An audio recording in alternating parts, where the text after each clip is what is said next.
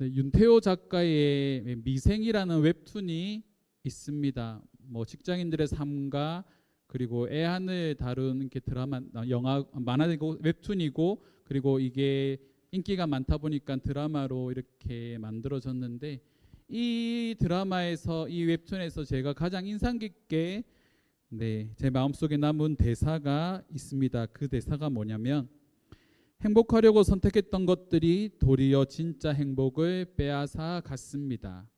바쁜 일상을 살아가다 직장 생활을 하다가 어느 순간부터 진짜 행복을 상실했다고 말하는 거죠.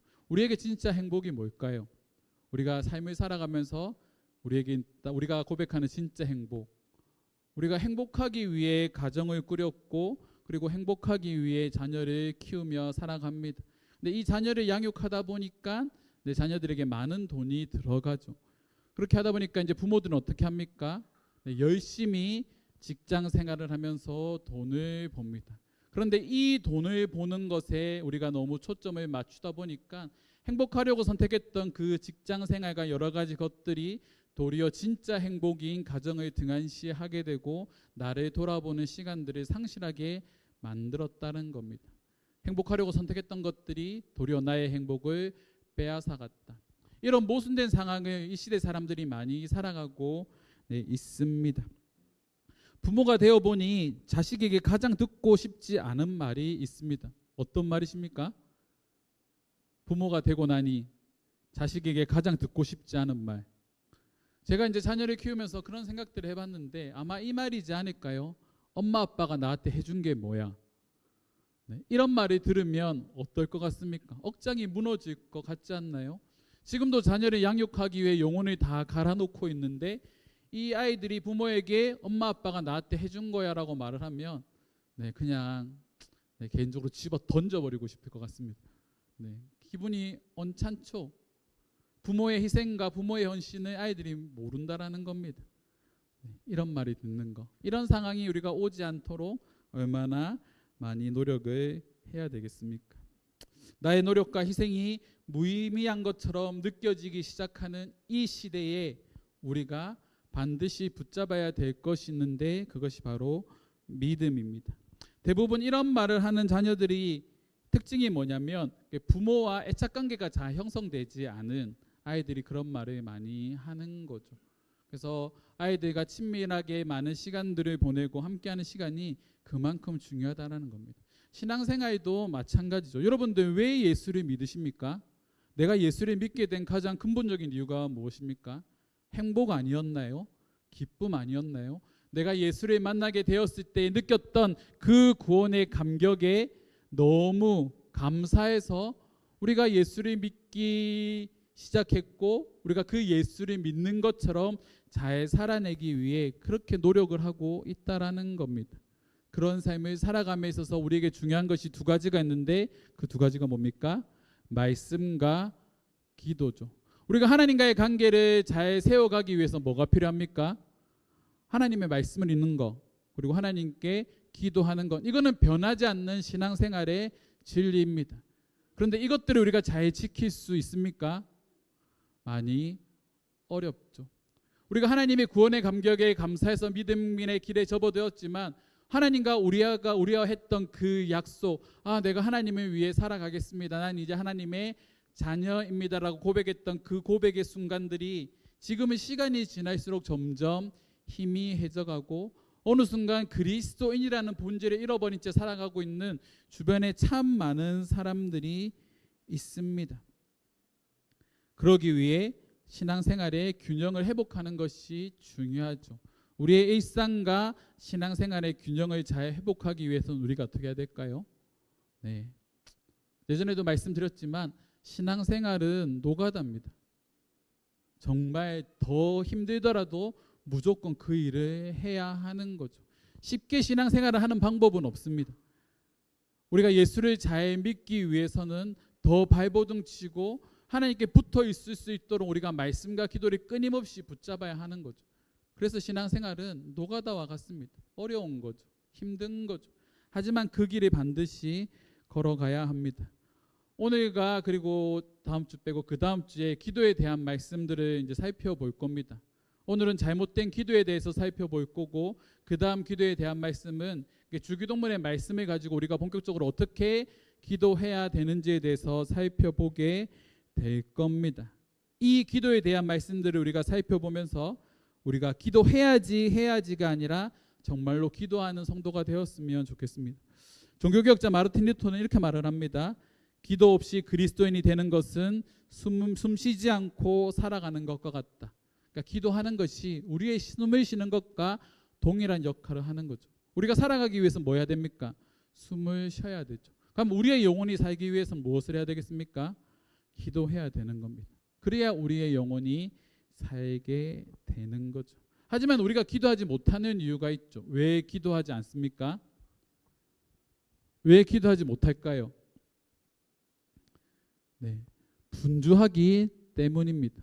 우리의 일상을 되돌아보면 참 많이 분주하게 살아갑니다. 여러분들 하루가 어떻게 가는지 모르겠다, 우리 그렇게 말을 하죠. 왜 분주하십니까? 왜 분주할까요? 이 분주하다고 말하는 세상에 우리 MZ세대들 이 분주한 일상에서 어떻게 합니까? 어떻게든 자신이 원하는 것, 하고 싶은 것 하기 위해 어떻게든 시간을 만들어냅니다. 제가 헬스장에 다니지 않습니까? 헬스장에 가면 저녁 시간이 되면 이 젊은 청년들이 미어 터집니다. 그 바쁜 와중에, 이 분주한 와중에 헬스장에 나와서 1시간이든 2시간이든 운동을 합니다. 왜 할까요? 네, 그것이 자기에게 중요한 일이기 때문이죠. 나의 건강을 위해 그것을 반드시 해야 되는 것이라고 생각하기 때문입니다. 제가 지금 이제 헬스장에 다닌 지 4년 정도, 거의 5년째가 됐죠. 5년 정도 됐는데 저희 헬스장에 제가 2년 차 정도 되었을 때 다니던 청년이 있습니다. 근데 그 청년이 그때도 이제 PT를 받고 있었는데 지금까지 PT를 받고 있습니다. 그럼 거의 한 3년 가까이를 이렇게 PT를 받는 거죠. PT 한 번 받는 가격이 4만 원에서 5만 원 정도 사이인데 이걸 거의 3년 동안 받고 있다 하면 거의 돈을 한 달에 100만 원 가까이씩 이렇게 쓰는 겁니다. 왜 그렇게 하겠습니까? 그렇다고 해서 몸이 뭐 극단적으로 정말 좋아지냐? 또 그렇지도 않습니다. 몸매는 그대로인데 PT는 계속 받고 있습니다. 왜 받을까요? 네. 살기 위해서, 자기에게 그것이 중요하니까. 지금은 그런 시대지 않습니까? 이게 몸이 뚱뚱하거나 조금 그래 보이면 게을러 보인다고 생각하는, 어떻게 보면 세상적인 관점에서 상품성이 없다라고 느껴지는 그런 경우들이 많이 있는 거죠. 자신을 꾸미는 일에, 자기를 가꾸는 일에는 많은 시간들과 물질들을 투자하지만 정작 많은 사람들이 나의 영혼을 돌아보는 일에는 시간들을 투자하지 않는다는 겁니다. 신앙생활에도 이런 투자가 필요합니다. 신앙에도 PT가 필요한 거죠. 퍼스널 트레이닝이라고 말하지 않습니까? 1대1로 독대하는 겁니다. 기도는 그와 같은 거죠. 하나님과 독대하는 겁니다. 하나님을 많이 만나야 애착관계가 형성이 되고, 하나님을 많이 만나야 하나님께서 우리에게 말씀하시는 것이 무엇인지 우리가 명확하게 들을 수 있는 겁니다. 성화의 가정은 그런 거죠. 분주함 속에서 우리가 믿음을 잃지 않기 위해 끊임없이 발버둥 치는 것이 바로 성화의 가정입니다. 그 중심에 말씀과 기도가 있습니다. 그것이 우리가 말씀과 기도를 읽어야 되고 해야 하는 이유인 거죠. 마가복음 3장 20절 말씀에 보면 이런 말씀이 있습니다. 그 당시에 예수님의 삶을 잘 보여주는 말씀인데, 마가복음 3장 20절 말씀에 보면 집에 들어가시니 무리가 다시 모임으로 식사의 겨를도 없는지라. 예수님의 삶이 그렇다는 겁니다. 복음을 전하고 가난한 자들에게 그들의 마음을 위로해주고 치료해주고 병을 고쳐주는 여러 가지 사역 가운데 예수님은 식사의 겨를도 없을 정도로 분주하게 살아갔다라는 겁니다. 그런데 그런 예수님께서 틈이 날 때마다 한적한 곳으로 가서 기도하는 시간을 가졌습니다. 여기서 한적한이라고 번역된 단어가 무슨 뜻이냐면 강야라는 뜻입니다. 강야, 아무것도 없는 적막한 땅, 소리도 들리지 않는 적막한 땅, 어둠이 가득한 땅, 그 땅에 가셔서 예수님 무엇 하십니까? 하나님과 독대하여 기도하는 시간을 가지시는 거죠. 하나님의 본체이신 그분이 왜 하나님께 기도하는 시간을 가졌을까요? 하나님의 본체이시지 않습니까? 기도하지 않으셔도 됩니다. 근데 왜 기도하는 모습을 왜 보여주셨을까요? 우리가 예수님의 삶을 이런 관점에서 봐야 되는 거죠. 예수님께서 살아가시던 그 삶의 모습은 우리에게 본이 되는 삶이십니다. 너희가 신앙생활을 하면 이렇게 살아야 돼. 내가 걸어갔던 것처럼 그렇게 살아야 돼라는 본을 우리에게 보여주시는 겁니다. 예수님께서 기도하러 가셨다라는 것은, 강야로 한적한 곳으로 갓수로 가셨다라는 것은 우리에게 뭘 말합니까? 너희도 분주하지만 기도해야 돼라고 우리에게 말씀하시는 거죠. 이것이 우리가 기도해야 되는 가장 근본적인 이유입니다. 하나님의 아들이신 그분도 기도하셨는데, 우리가 기도하지 않으면 어떻게 되겠습니까? 금방 길을 잃고 무너지게 되는 거죠. 그래서 우리는 아무리 분주하더라도 시간을 내서 기도하는 습관을 들여야 됩니다. 짧게는 1분, 2분, 30초 우리가 어떤 순간마다 하나님께 기도하는 습관을 가질 때 우리는 하나님과 동행하는 삶을 살아갈 수 있게 되는 겁니다. 항상 기뻐하라, 쉬지 말고 기도하라. 쉬지 말고 기도하라는 뜻이 뭡니까? 하나님을 인지하고 있으라는 뜻입니다.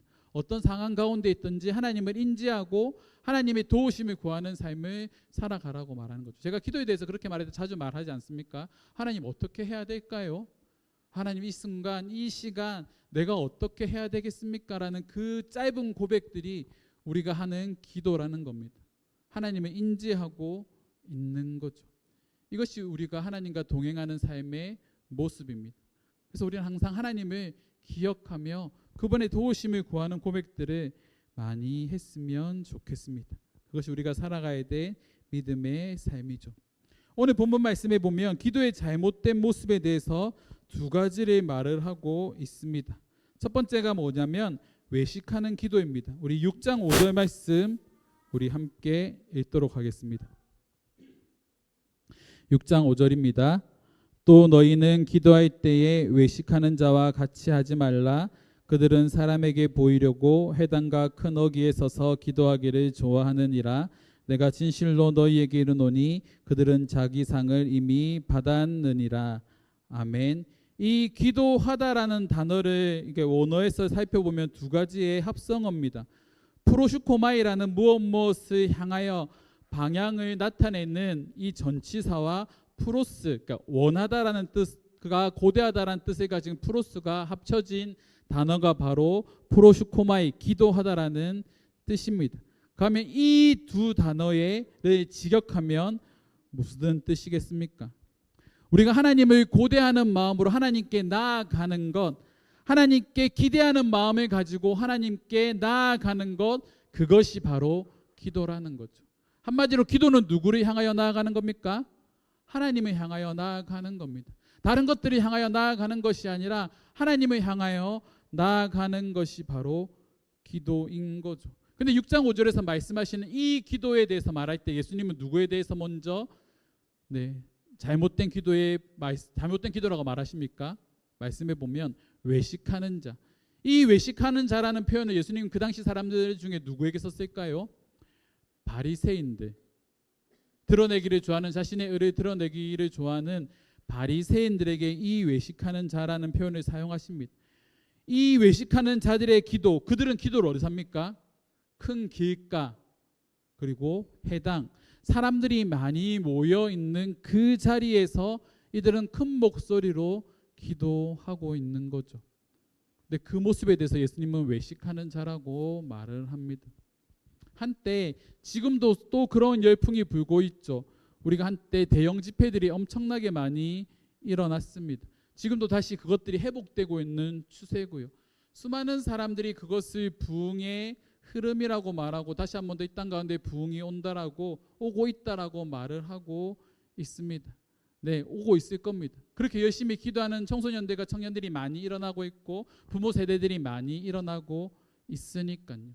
하지만 그런 집회가 아니라, 사람들이 많이 모여있는 화려한 그곳이 아니라 내가 속한 교회, 내가 속한 직장, 내가 속한 가정에서 내가 어떻게 기도하고 있는가가 더 중요하다라는 겁니다.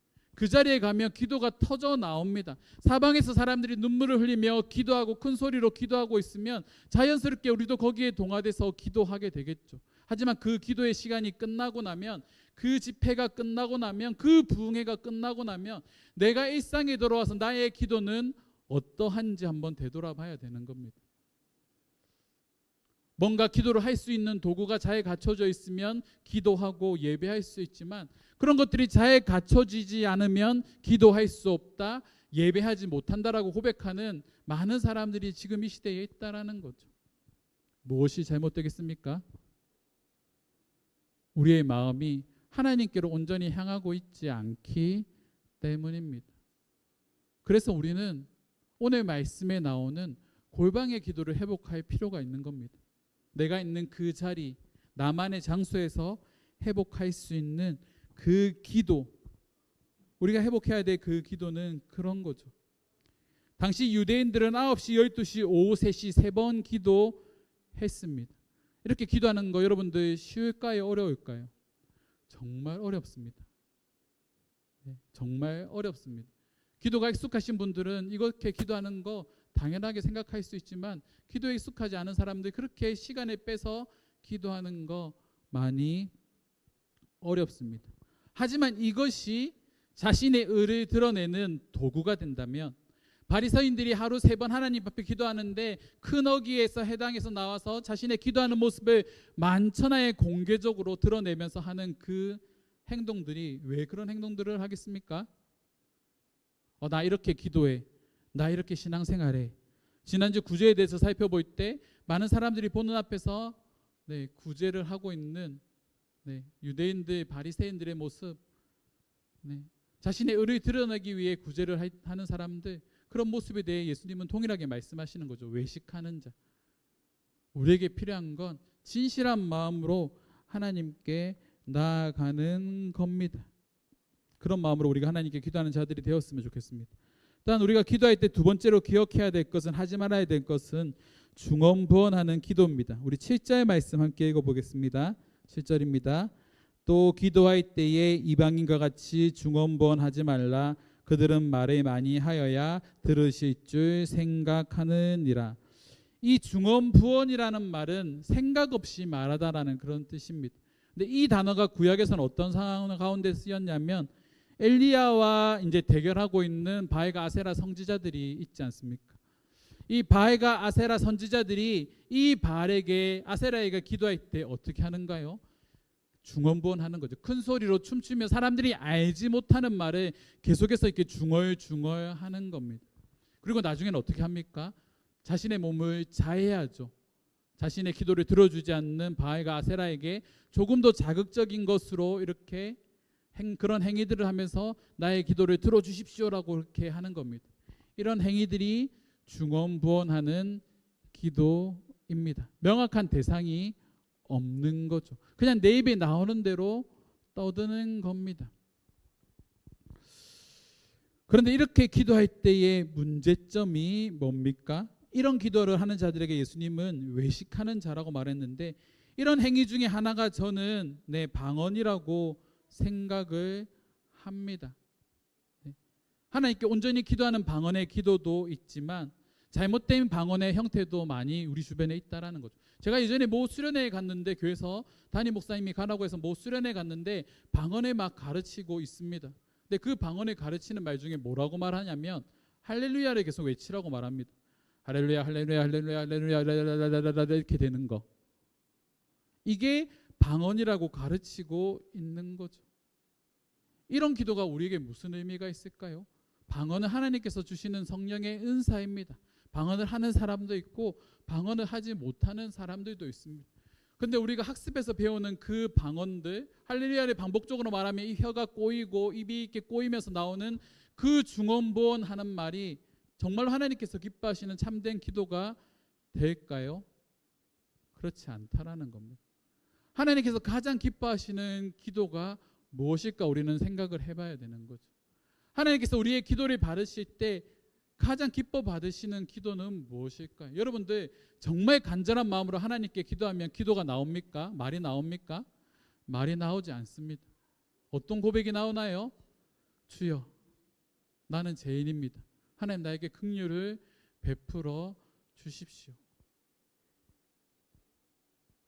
그것이 진실된 고백에서 나오는 기도지 않겠습니까? 라틴어로 그런 말이 있습니다. 키리에 엘레이조, 주여 나는 죄인입니다. 나를 용서하여 주시옵소서. 이런 기도를 드리는 자가 누굽니까? 세리죠. 바리새인은 나는 저 세리와 같지 않습니다. 하나님, 난 저 세리가 살아가는 삶과 다르고 세리가 기도하는 방법과 다 다릅니다. 하나님, 난 참 많이 헌금하고 교회 봉사 참 많이 합니다. 이것이 바리새인의 기도인데, 세리는 주님 앞에 나와 그저 한숨을 쉬며 가슴을 치며 그렇게 기도하는 겁니다. 주여 나는 죄인입니다. 주여 나를 용서하소서. 어떻게 이런 고백을 할 수 있을까요? 한 신학자가 그런 말합니다. 우리의 기도의 깊이는 하나님의 말씀을 아는 만큼 깊어진다. 하나님을 아는 지식과 하나님을 아는 깊이가 깊어질수록 우리의 기도가 깊어진다는 겁니다. 그 기도가 깊어질수록 나라는 존재는 하나님 앞에 하염없이 작은 존재가 되는 겁니다. 전능하신 하나님 앞에 내가 섰을 때, 죄인이었던 내가 섰을 때 나는 그 앞에 한없이 작은 존재가 되는 거죠. 그래서 세리는 어떻게 기도합니까? 바닥에 완전히 엎드려진 상태에서 기도하고 있습니다. 완전한 굴복이죠. 하나님 앞에 완전히 엎드리는 겁니다. 하나님 얼굴을 쳐다볼 수조차 없어서 완전히 자기 마음이 바닥인 상태에서 완전히 엎드리는 겁니다. 그 기도를 하나님께서 기뻐 받으시는 거죠. 철로 역전에 쓴 존 버년이 기도에 대해 다음과 같이 말합니다. 우리 앞에 한번 띄워주시겠습니까? 우리 함께 읽어볼까요? 함께 읽겠습니다. 마음 없이 말만 하는 기도보다 마음으로 하는 기도가 더 낫다. 마음 없이 말만 하는 기도보다 마음으로 하는 기도가 더 낫다라는 거죠. 내 마음속으로 하나님의 긍휼을 구하고 자비를 구하는 기도, 애통하는 기도, 통곡하는 기도, 하나님은 그런 기도를 기뻐 받으신다고 말씀하십니다. 상하고 통회하는 마음을 하나님 외면하지 않으시죠. 다윗이 드렸던 기도가 그런 기도였습니다. 상하고 애통하는 마음으로 하나님 앞에 완전히 굴복하는 기도. 그런 기도를 하나님은 기뻐 받으시는 거죠. 마음 없이 말만 하는 기도보다 마음으로 하는 진실한 기도를 회복하는 저와 여러분들이 되었으면 좋겠습니다. 부모는 자식이 말하지 않아도 자식의 뜻을 다 압니다. 자식이 무슨 생각을 하는지, 어떤 감정을 가지고 있는지 다 알고 있는 거죠. 하나님도 그와 같은 분이십니다. 우리의 생각과 우리의 마음을 누구보다 더 많이 알고 있는 거죠. 믿음은 전적으로 하나님에 대한 전적인 신뢰이고, 신뢰는 하나님과의 관계가 깊어질수록 우리에게 쌓이게 되는 겁니다. 하나님과의 관계가 깊어지는 그 시간을 우리가 가져야 되는 거죠. 그래서 예수님께서 제시하시는 기도가 뭡니까? 바로 6장의 기도입니다. 우리 6장 6절 말씀 함께 읽겠습니다. 너는 기도할 때에 내 골방에 들어가 문을 닫고 은밀한 중에 계신 내 아버지께 기도하라. 은밀한 중에 보시는 내 아버지께서 갚으시리라. 아멘. 여기서 골방에 해당하는 이 헬라어 단어가 창고, 침실, 내실이라는 뜻입니다. 그 당시에 1차적으로 이 창고라는 의미가 뭐냐면, 골방이라는 말이 뭐냐면 식료품 등을 보관하는 곳입니다. 근데 어떤 식료품을 보관하냐면, 그 당시에 이제 로마의 압제 가운데 있었기 때문에 이 로마 사람들이 유대인들의 물건들을 이렇게 강탈하는 경우들이 있었습니다. 그러면 이들이 생계를 유지하기 위해 선택했던 방법이 뭘까요? 이 식량들을 어디다 보관해야 됩니까? 나만이 알고 있는 창고, 보관하는 거죠. 다른 사람이 알지 못하는 은밀한 장소에 보관하는 겁니다. 그게 바로 오늘 본문 말씀에 나오는 골방입니다. 나만이 알고 있는 비밀 장소라는 그런 의미인 거죠.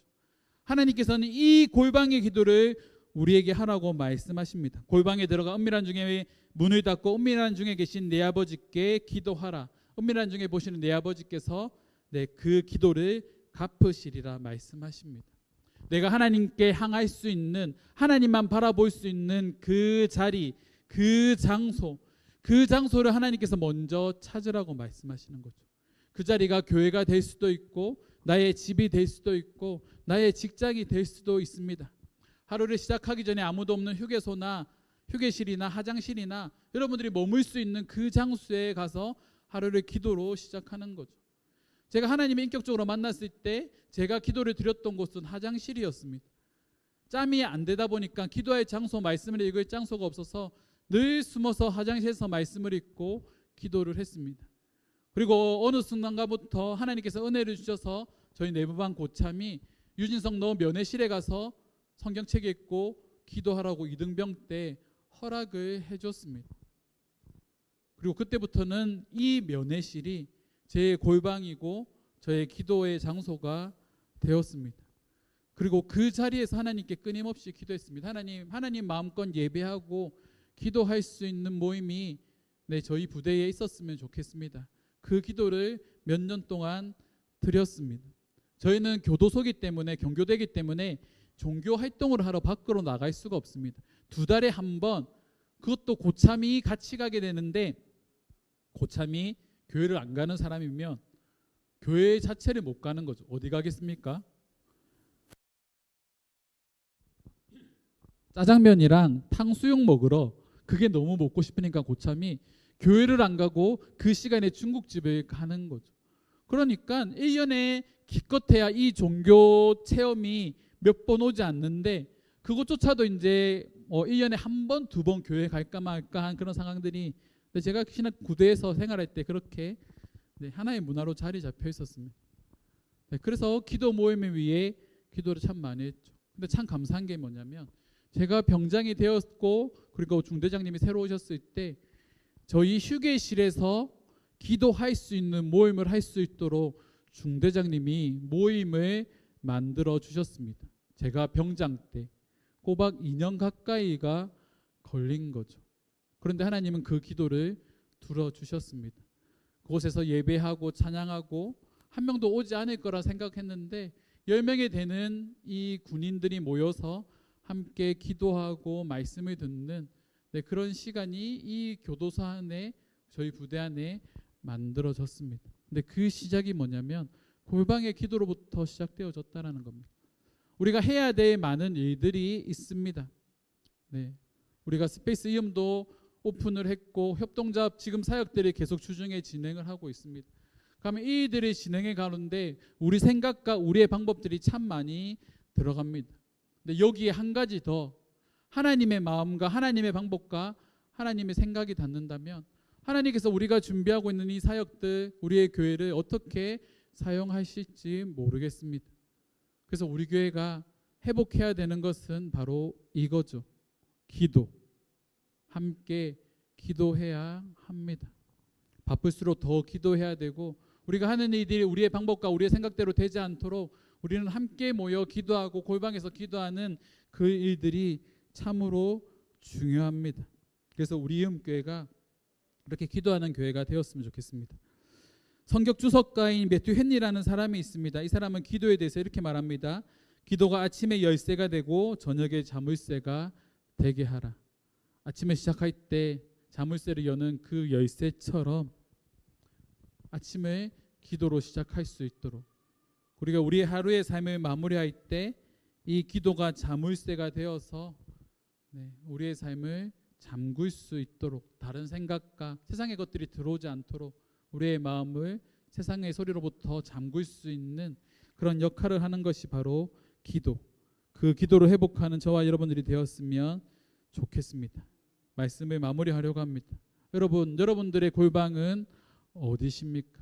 지금까지 내가 드렸던 기도는 어떤 기도셨습니까? 우리가 회복해야 될 기도는 하나님께서 원하시는 기도, 하나님께서 우리에게 알려주시는 기도로 우리가 기도의 자리로 나아가야 됩니다. 그러기 위해 제일 중요한 것이 있죠. 한번 따라합시다. 기도의 자리로 나아가는 것. 우리가 기도하기 위해서는 제일 먼저 해야 될 게 뭘까요? 심플합니다. 기도의 자리로 나아가야 되는 거죠. 분주하더라도 어떻게든 시간을 쪼개서 나의 것을 포기하더라도 기도의 자리로 나아와야 합니다. 그 자리 가운데 하나님께서 역사하시는 거죠. 내 것을 포기하지 않고 나의 것을 드리지 않으면 하나님은 그 기도에 응답하지 않습니다. 나의 것이 비워져야 하나님의 것으로 채워지는 거죠. 사랑하는 성도 여러분, 분주함에 속지 마시기 바랍니다. 바빠도 연애하시고 바빠도 밥은 먹고 바빠도 내가 하고 싶은 건 다 하지 않습니까? 그런데 우리가 정작 우리의 숨이 된다고 말하는 그 기도는 왜 우리가 하지 않습니까? 그런 모순된 신앙생활에 우리가 빠지지 않았으면 좋겠습니다. 기도하기 가장 좋은 방법은 기도하는 겁니다. 이번 한 주 동안 열심히 훈련하시고 9월부터 우리가 함께 뜨겁게 기도하는 그런 교회가 되었으면 좋겠습니다.